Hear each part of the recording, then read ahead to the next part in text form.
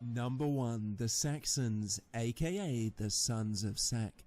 Have you ever known any people being called after Isaac? When God made a covenant with Abraham, he also made a prophecy that the future Israelites would be called by his son Isaac's name. This is repeated twice again in the New Testament by Paul.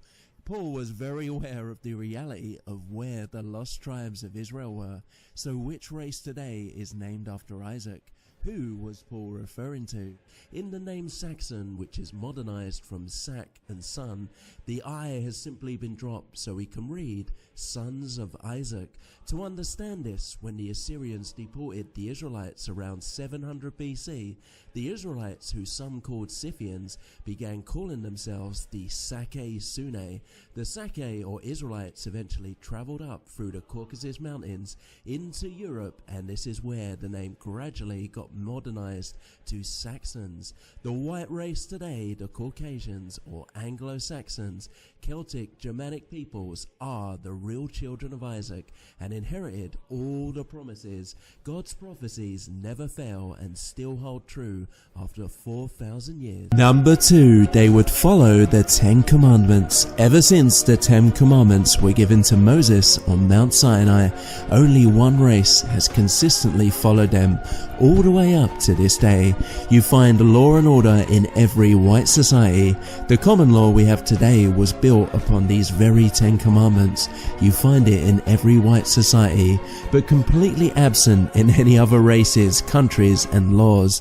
Whites are the true and only descendants of the Israelites. Number 3. America's flag, the 13 stripes, is the 13 tribes of Israel. Although Jacob, Israel, originally only had 12 sons, which later became the 12 tribes of Israel, we must remember that Joseph, the 11th son, passed his inheritance onto his own 2 sons, Ephraim and Manasseh. Jacob made these his own sons and blessed them, thus making it a total of 13 tribes. America was founded by these very 13 tribes, and it was founded by white Europeans. The American flag has 13 stripes for this reason, each stripe representing a different tribe. America was the inheritance of Israel. 4. To spread across the whole world. Over the past few thousand years, only one race in history has truly accomplished settling the entire world, populating every continent, to every corner, every campus, covering the whole earth completely. Prophecies such as those in Isaiah are full of Israelites blossoming and spreading everywhere. Looking at maps only a century ago, you can clearly see the extent of white civilization.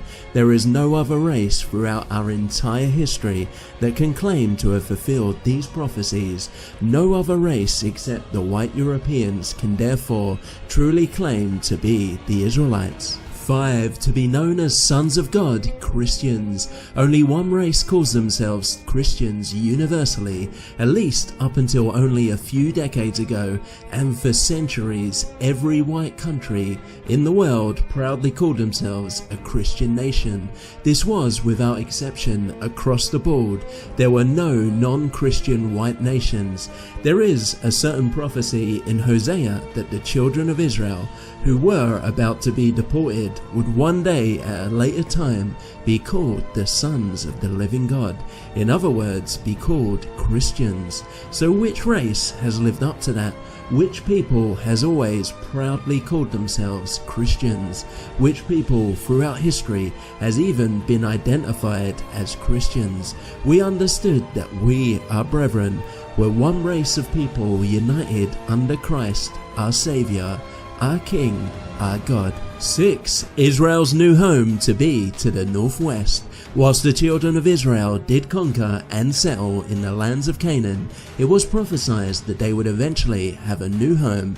This home was to be to the north, to the northwest. So which countries are northwest of Palestine?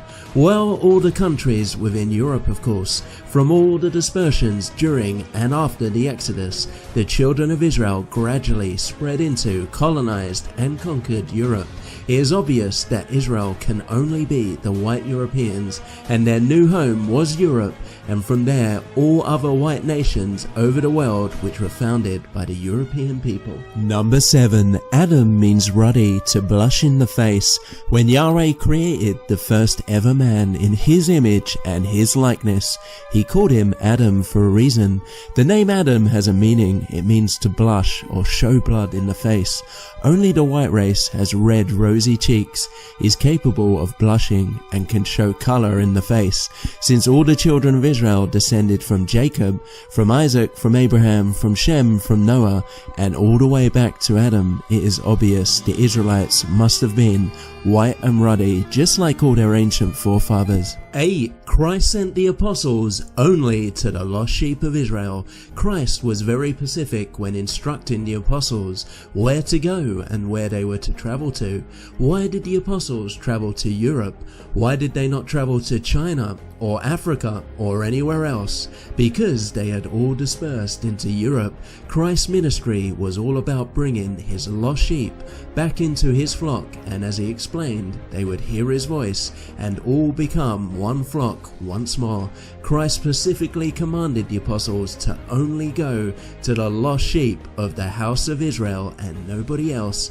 Europe transformed completely into a Christian continent, and this can only be the will of God, regathering his people once more as prophesied. 9. Which race has truly spread the gospel? Who brought Christianity into the world? Only one race, the Europeans, the bride of Christ, the children of Israel. When the 12 apostles and followers of Christ began to spread the gospel into and all around Europe, the people heard it, they believed it, they accepted it. It ignited the Holy Spirit, and they began to continue to spread it themselves long after the apostles were gone. It took but one wave of apostles into Europe, one wave of a relatively small amount of people, to change Europe forever. Yet it has taken an endless, non-stop wave after wave, century after century of missionaries into other nations to attempt to maintain a semblance of Christianity, and even then Christianity struggles in those lands. Once the missionaries stop, Christianity dies out and they return to their own native religions. Christ made it clear his sheep hear his voice, he knows them, and they follow him. Europe has still remained Christian ever since that first wave came, and this is because the whites of today are the real true children of Israel. 10. The Bible prophesied of a new language. It was prophesied that the ancient Hebrew language spoken by Abraham and his descendants was to die out permanently and become a dead language forever. A new language was to be given to the children of Israel. This new language is English. If you include people who speak it either as their main and second language, it is by far the most spoken language in the entire world. The most modernly recognized Bible in the world is the King James Bible, also written in English. Virtually every white person speaks it, thus universally, English is that new language for the children of Israel. If anyone claims to have revived Hebrew or to be speaking the ancient Hebrew language today, are they not denying God? Are they not calling him a liar? In truth, any and all of these modern Hebrew languages are only bastardized versions, far from the original Hebrew our ancient forefathers spoke. Real true Hebrew is dead, and English has now replaced it. Number 11. Paul's letters were to Europeans and Europeans only. There are 8 letters in total addressed to the European nations. Rome is Italy, of course, whilst all the others, with the exception of Hebrews, were located in Greece and Asia Minor, which were populated by whites. Hebrews, of course, is simply another name for Israelites coming from Eber, an ancestor of Abraham. Why did Paul not write to any other continent? The answer is, the Israelites were almost exclusively found in Europe only. Most Europeans had forgotten their heritage by this time, turning to paganism, and Paul's ministry was to bring the people of Europe back to Christ. And this fulfills the prophecy in Hosea where Israel would commit adultery on Yahweh, cheating on him if you will, with numerous other religions, worshipping other false gods. However, eventually to return back to Yahweh through Christ, who is Yahweh, thus returning back to their original first husband. Number 12, the Abrahamic covenant. Which race today fulfills this? When God made a covenant with Abraham, he made a promise of an eternal covenant with Abraham's descendants, that many nations and kings would become of them. Whilst future promises to the children of Israel had conditions, this promise had none and would be fulfilled no matter what. His seed would come out of his loins. This is physical seed, not spiritual. His descendants inherited the promises. Where did all these many nations, kings and rulers appear?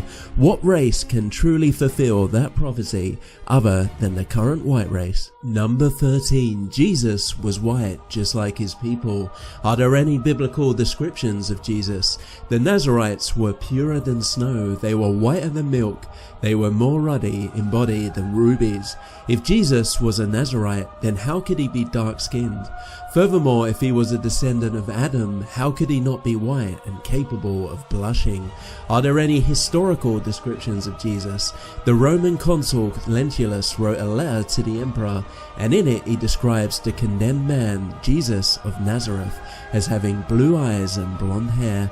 Pontius Pilate, a second witness in a letter to the emperor of the time, Tiberius Caesar, also describes Christ with golden colored hair. If Jesus was white and looked like many modern white males today, then what did the rest of the Israelites look like? Is it not obvious? Number 14. America, the only truly Christian nation from its inception. With the New World conquests, many British and European nations and colonies were founded abroad all over the world. They were founded by white Europeans who were all Christians. Their morals and laws were based on Christian laws. No other countries in the entire history of mankind's civilization were ever founded from their origin as Christian ones. They all had to be gradually converted. America is especially exceptional, as once independent, it had no king ruling over it, and very much like Israel in the period of the Judges, the Constitution put God and God's law above everything, making it truly a Christian nation. What did some of the early founding fathers have to say about Christianity? It is impossible to rightfully govern a nation without God and the Bible. George Washington. I am a real Christian, that is to say, a disciple of the doctrines of Jesus Christ. Thomas Jefferson. These nations followed God and were Christian because the people were Israelites.